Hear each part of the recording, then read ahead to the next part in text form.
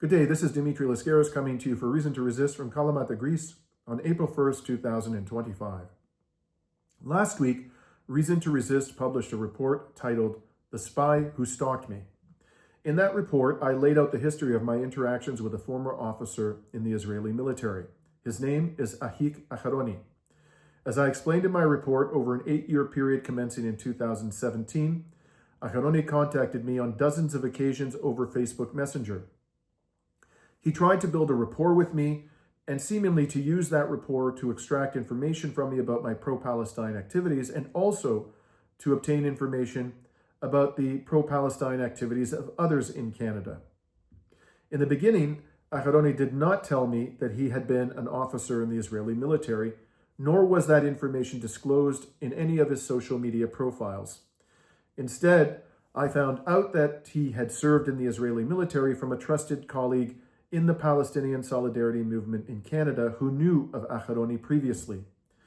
When I confronted Aharony with that information that he had served in the Israeli military as an officer, he conceded that that was true and specified that he had served as a platoon commander in the 2006 war between Lebanon and Israel. I have since learned from a reliable source that he also did military service in Gaza, a fact that he never mentioned to me. Over the 8 years in which he repeatedly communicated with me, not only did Aharony follow my activities and commentary very carefully, a fact that was obvious and that I pointed out to him on a few occasions, he also sought meetings with me. His most recent request for a meeting came last month. In March of this year, he asked me to meet with him in Kalamata, where I'm currently located. I'd never told him I was in Kalamata, although he could have figured that out by watching my reports on Reason to Resist. And as I indicated in my first report about Aharony, I found this meeting request rather curious because he claimed to be coming to Kalamata in the winter, well outside of tourist season. It's a town of 70,000 on the southern coast of Greece, 2.5 hours by car from Athens. Most people consider it too cold to swim here, and there are no major archaeological sites in the immediate vicinity of this area. As I noted in my first report, however, there is a training center near Kalamata of the murderous Israeli drone manufacturer Elbit Systems. In any event, after I accepted Aharony's invitation for a meeting in Kalamata, he canceled the meeting at the last second and did so without any explanation for the cancellation. After that cancellation, it was then that I decided to go public with all that I know about Ahik Aharony. At the conclusion of my report about Aharony, I expressed the view that he probably gathers intelligence for the government of Israel. In other words, that he's an Israeli spy. I also stated that if Aharony wanted to respond to my allegation that he's a spy for Israel, then I would share his response with our audience. I even invited Aharony onto the program for an interview. Well, Aharony has now responded to the allegation that he's a spy. And the purpose of this second report is to share his response with you and also to offer my own views about his response. Aharony messaged his response to me on Friday of last week, March 28th. This was the day after Reason to Resist published my first report about him. Now, it's significant in my view that I never told Aharony that I had published a report about him, nor did I tell him that I had the intention to do so before it was published. And nevertheless, he responded to the allegation that he was an Israeli spy within about 24 hours of the report's publication. All of this, I think, just confirms how carefully he monitors my public commentary. Anyways, here's what Aharony wrote in his response. I'm not, nor have I ever been involved with the Mossad in any capacity, form, or shape. He then went on and said, I didn't like the fact that you had that obese hacker sniffing around, so I had to cancel our meeting in Greece. Would love to meet you again in Canada after your return. Now, let's pause there. Aharony's response specifically referred to service in the Mossad. However, the question that I had put to him prior to the publication of my report and that I put to him again in my first report was not confined to the Mossad. The Mossad is only one of the agencies that collects intelligence for the State of Israel. Many other agencies, including undoubtedly Israel's embassies around the world, also collect intelligence for the State of Israel. And in that regard, I note that Aharony lives in Ottawa, the capital of Canada, where, of course, the Israeli embassy is situated. For some reason, Aharony lives in Ottawa, even though the company for which he claims to work, DRW, is headquartered in Chicago and does not have an office in Ottawa. DRW, by the way, does have an office in Tel Aviv. Anyways, because there are many agencies that collect intelligence for the State of Israel, the question that I had put to Aharony before I published my report, and again in my report, was broader. It was not confined to the Mossad. I asked him, do you continue to have any connection to the Israeli military or security services? As you can see, my question did not even refer to the Mossad. On Saturday, the day after Aharony responded to my report, I wrote back to him with the following comment.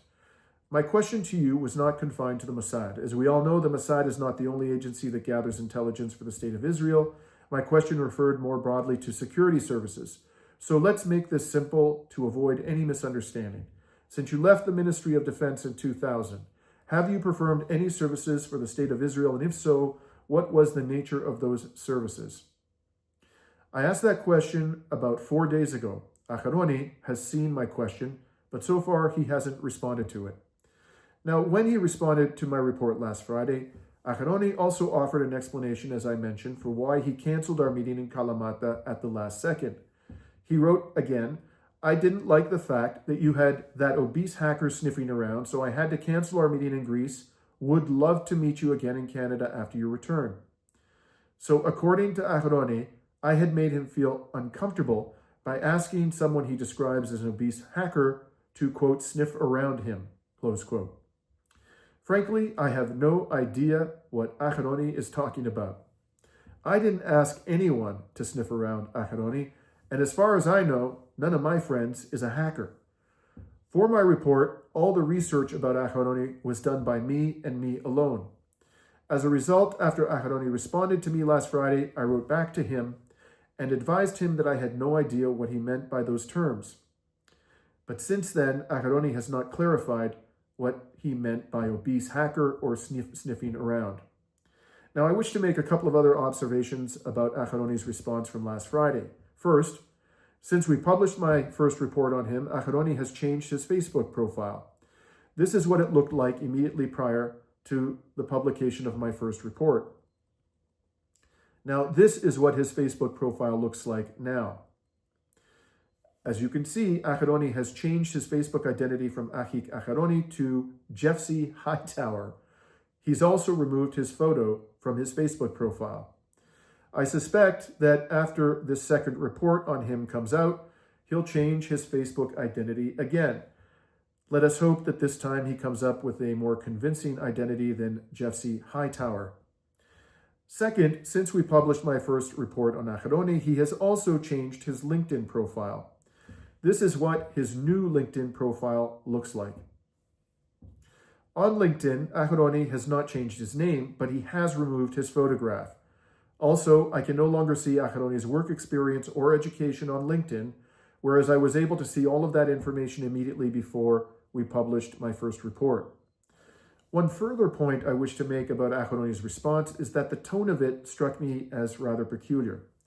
Just by way of background, over the 8 years that he contacted me, he never asked me to keep our communications confidential, and I certainly never gave him any undertaking that I would do so.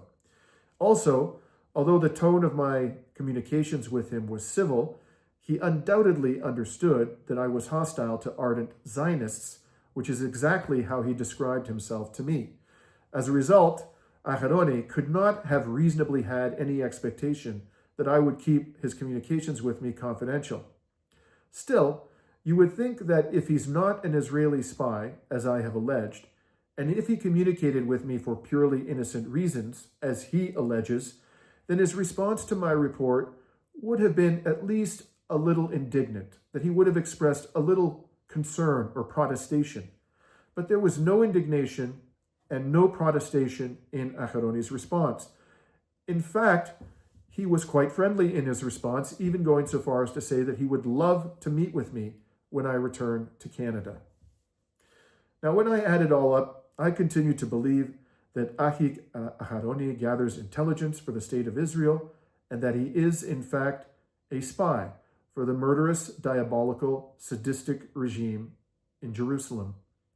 Now, whether you agree with me or not, I leave that up to you. For today, that's Dimitri Lascaris coming to you from Kalamata, Greece for Reason to Resist.